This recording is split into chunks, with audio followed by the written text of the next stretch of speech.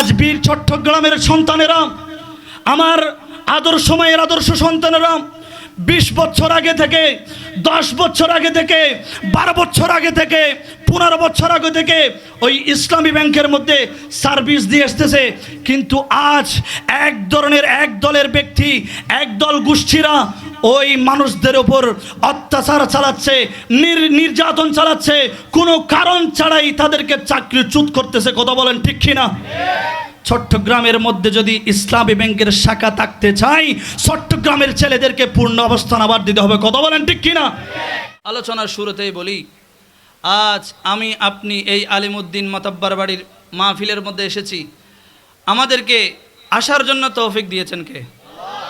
আরো জোরে বলেন কে? এই কুল কায়নাত যা কিছু আছে সব সৃষ্টি করেছেন কে? আল্লাহ বলছেন, আল্লাহু খালিকু কুল্লি শাইইন ওয়া হুয়া আলা কুল্লি শাইইন ওয়াকিল। আল্লাহ বলছেন এই কুল কায়নাত যা কিছু আছে সব কিছু আমি আল্লাহ সৃষ্টি করেছি, এবং এই কুল কায়নাতের যা কিছু প্রয়োজন সব আমি আল্লাহ দিয়েছি। আল্লাহ শুধু এতটুকু বলেছে তা নয়, আমি আল্লাহ যা কিছু সৃষ্টি করেছি ওই সৃষ্টির পিছনে, ওই সৃষ্টিকে সুন্দর দেখার জন্য যা প্রয়োজন আমি আল্লাহ সব দিয়েছি। তো কেমন করে আল্লাহ দিয়েছেন? আমাদের এই 2 হাত দিয়েছেন কে? 2 চোখ দিয়েছেন কে? 2 পা দিয়েছেন কে? পাখি উড়ে, পাখিকে ডানা দিয়েছেন কে? গরু, ছাগল, পশু যা আছে সবাই হাঁটে, তাদেরকে ওই হাঁটার ক্ষমতা দিয়েছেন কে? এই গাছ দাঁড়িয়ে আছে, গাছ দাঁড়িয়ে থাকার ক্ষমতা দিয়েছেন কে? এই মাটি শক্ত হয়ে আছে, মাটির উপরে মানুষ 10 তলা 20 তলা পর্যন্ত বিল্ডিং তুলে ফেলে, ওই মাটিকে এত শক্ত ক্ষমতা দিয়েছেন কে? আমার ভাইয়েরা, যা কিছু আল্লাহ সৃষ্টি করেছেন, আল্লাহ বলেছে ওই সমস্ত সৃষ্টির সৌন্দর্যের জন্য যা কিছু প্রয়োজন সব আমি আল্লাহ দিয়ে দিয়েছি।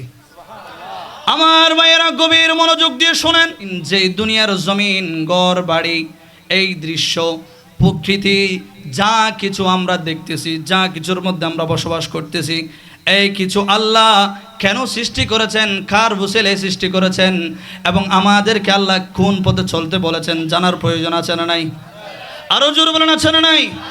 আল্লাহ বলেন, বান্দারে আমার শোনো শোনো, এই দুনিয়ার জমিনের মধ্যে, কুল কায়নাতের মধ্যে আমি আল্লাহ যা কিছু সৃষ্টি করেছি, তোমরা ইনসান বলো, জিন বলো, পশু পাখি বলো, প্রত্যেকটা কিছুর রিজিকের প্রয়োজন।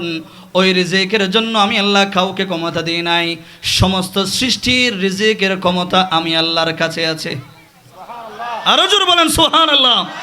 বান্দারে রিজিকের ক্ষমতা আমি কাউকে দিই নাই, রিজিকের ক্ষমতা শুধুমাত্র আমি আল্লাহর কাছে আছে।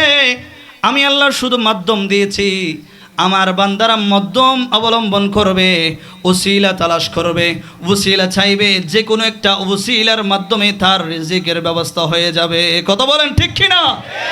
ওসিলার মাধ্যমে আপনার রিজিক আসবে, আর ওই রিজিক দিবেন কে? আরো জোরে বলেন, দিবেন কে? আপনি ঘরের মধ্যে, ঘরের খাটের মধ্যে হাত ঠ্যাং গোসায় যদি বসে থাকেন, বাতের প্লেট সামনে আসি দিছে, পেটে কখনো যাবে? আরো জোরে বলেন, পেটে কখনো যাবে? পেটে যাওয়ার জন্য কি ব্যবহার করতে হবে? হাত ব্যবহার করতে হবে। মাসের শেষে স্যালারি পাইতে হলে কাজ করতে হবে। কথা বলেন ঠিক কিনা? যে কোনো একটা কোনো কিছু করতে হবে। ভাত খাইতে মন চাইলে ভাতেগুলোকে আগে চাউল থেকে রান্না করতে হবে। কথা বলেন ঠিক কিনা?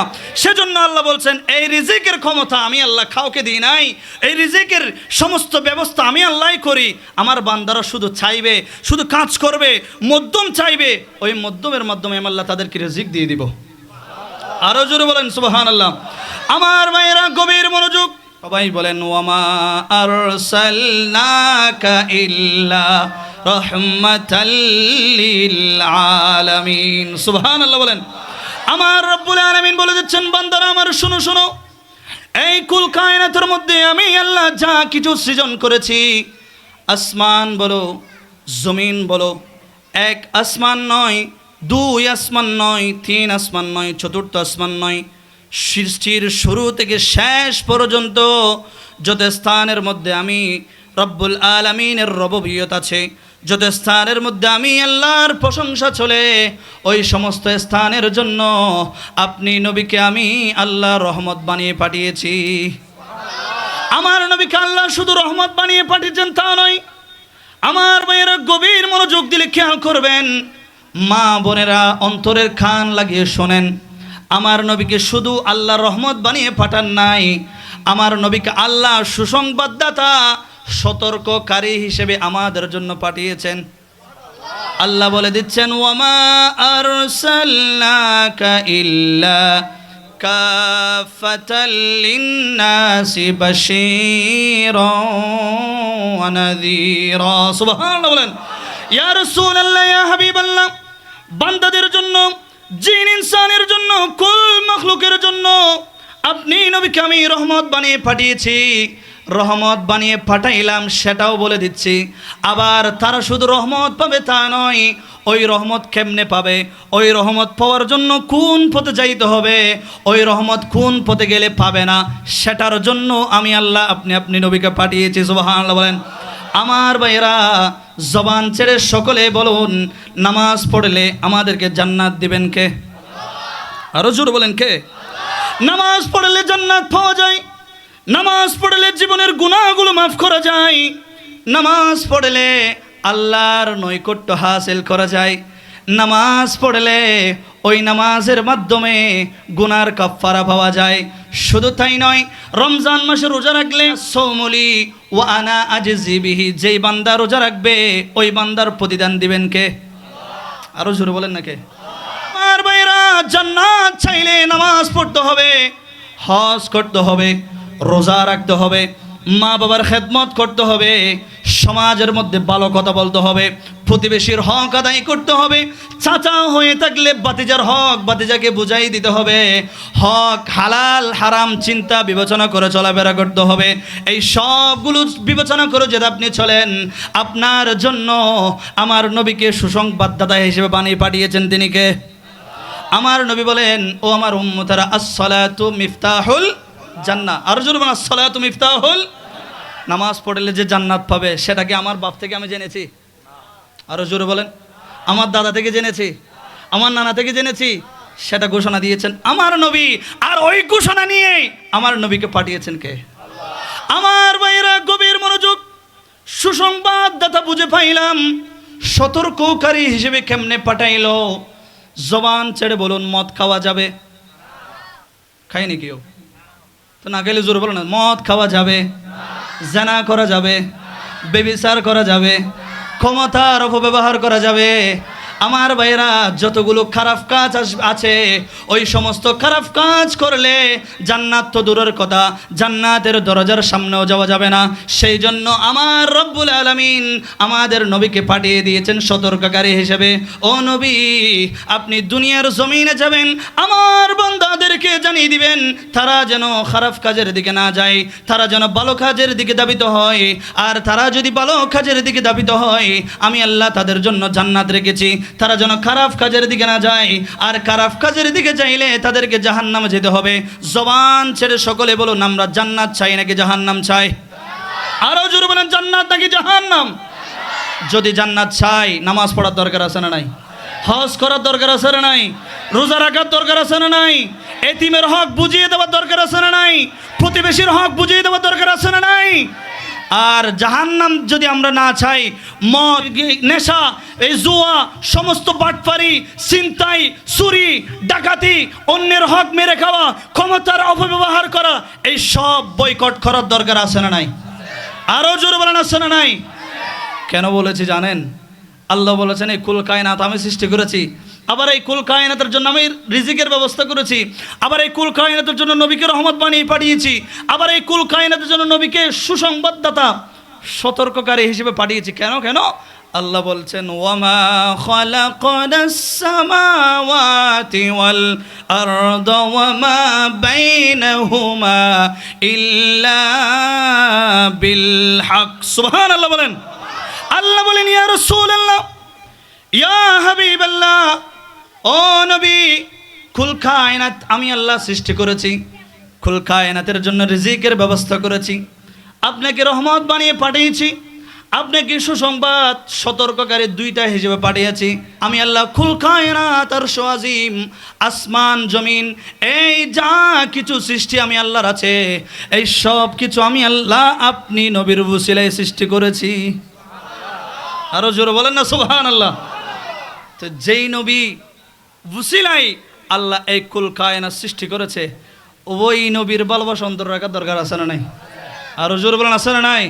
ওই নবীকে অনুসরণ করার দরকার আছে না নাই? ওই নবী যেই পথ আমাদেরকে চলতে বলেছে ওই পথ আমরা যেতে চাই কি চাই না? আরো জোর বলেন, চাই কি চাই না? দরুদ শরীফ আল্লাহুম্মা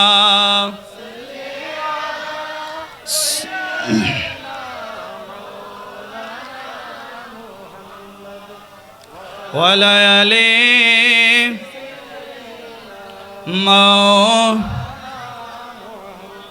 वो जिसके लिए महफिल कौनैन सजी है, फिरदौस बरी जिसके वसीले से बनी है, वो हाशमी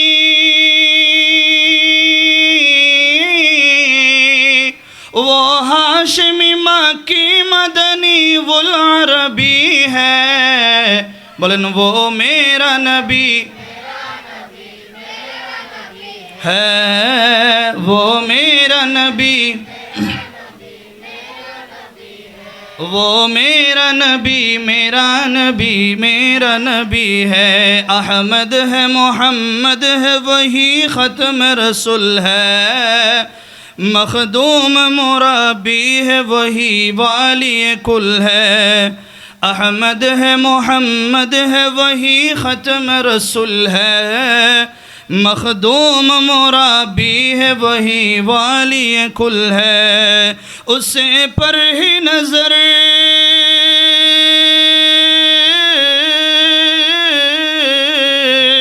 उसे पर ही नजर सारे जमाने की लगी है।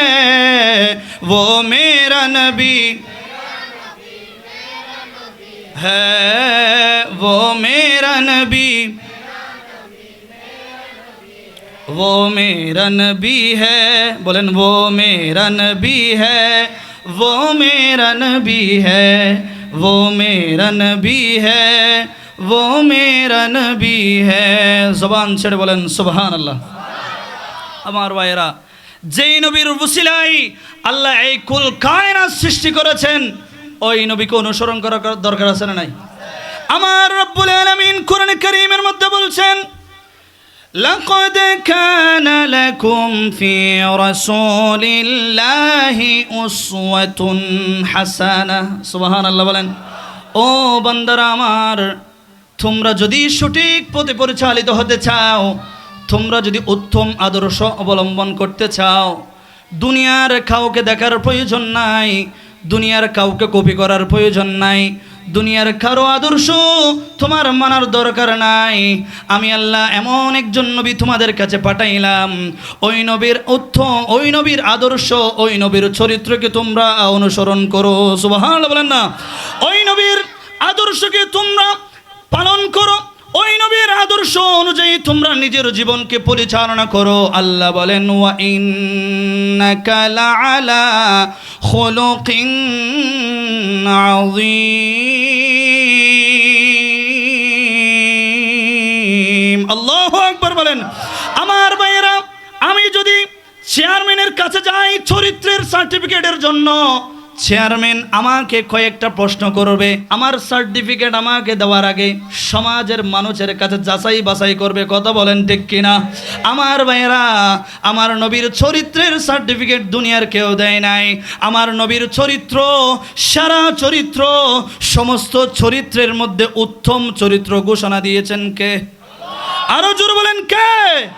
ওই নবীর আদর্শকে যদি আমরা অনুসরণ করি, আমরা জান্নাতে যাব নাকি জাহান্নামে যাব? ওই নবীর আদর্শ কি আমাদের জানার দরকার আছে না নাই? আরো জোরে আছে না নাই? ওই নবীর আদর্শ হলো সেটাই, যার ঘরের মধ্যে খাবার নাই আপনি খাবার পৌঁছে দিবেন, যার পড়ার জামা নাই তাকে জামা নিয়ে দিবেন, যার ঘরের মধ্যে থাকার জায়গা নাই তাকে থাকার স্থান করে দিবেন, যার খাওয়ার জন্য কিছু নাই তার খাবারের ব্যবস্থা করে দিবেন, ইবাদতের ইবাদত করার জন্য সুযোগ করে দিবেন, মানুষের হক মানুষকে বুঝিয়ে দিবেন, সব সময় নামাজ পড়বেন, যাকাত দিবেন, হক হালাল পথ অবলম্বন করবেন। সেটাই হলো আমার নবীর আদর্শ, কথা বলেন ঠিক কিনা? নবীর আদর্শ উসওয়াতুন হাসানা সেটা নয় মাজারের মধ্যে আগুন দেওয়া, কবরের লাশ তুলে কবরের লাশের উপর আক্রমণ করা, লাশকে আগুনে জ্বালিয়ে দেওয়া, সেটা নবীর আদর্শ নয়, সেটা উসওয়াতুন হাসানা নয়। মানুষের উপর প্রতিশোধ নেওয়া, মানুষের হক মেরে খাওয়া, মানুষ থেকে চাকরি থেকে চাকরিচ্যুত করা, সেটা নবীর আদর্শ নয়। আমার নবীর আদর্শ হলে সেটাই, যার চলার জন্য কিছু নাই তাকে চলার পথ দেখিয়ে দিয়েছে, যার ইনকামের পথ নাই তাকে ইনকামের পথ দেখিয়ে দিয়েছে। আমার নবীর আদর্শ সেটা নয়, যার চাকরি জোর করে খেয়ে ফেলেছে, সেটা আমার নবীর আদর্শ। আর ওজন আদর্শ। আজ বীর চট্টগ্রামের সন্তানেরা, আমার আদর্শ মায়ের আদর্শ সন্তানেরা 20 বছর আগে থেকে, 10 বছর আগে থেকে, 12 বছর আগে থেকে, 15 বছর আগে থেকে ওই ইসলামী ব্যাংকের মধ্যে সার্ভিস দিয়ে আসতেছে। কিন্তু আজ এক দলের ব্যক্তি, একদল গোষ্ঠীরা ওই মানুষদের উপর অত্যাচার চালাচ্ছে, নির্যাতন চালাচ্ছে, কোনো কারণ ছাড়াই তাদেরকে চাকরিচ্যুত করতেছে, কথা বলেন ঠিক কিনা? চট্টগ্রামের মধ্যে যদি ইসলামী ব্যাংকের শাখা থাকতে চাই, চট্টগ্রামের ছেলেদেরকে পূর্ণ অবস্থান আবার দিতে হবে, কথা বলেন ঠিক কিনা? আমার নবীর আদর্শ হলে সেটাই, যেখানে অন্যায় সেখানেই প্রতিবাদ, আর যেখানে ন্যায় নাই আমার নবী সেখানে গিয়ে ন্যায় প্রতিষ্ঠা করেছেন, সুবহানাল্লাহ বলেন। তো ওই নবীর আদর্শ আমাদেরকে অনুসরণ করতে হবে কি হবে না? আরো জোর বলেন, হবে কি হবে না?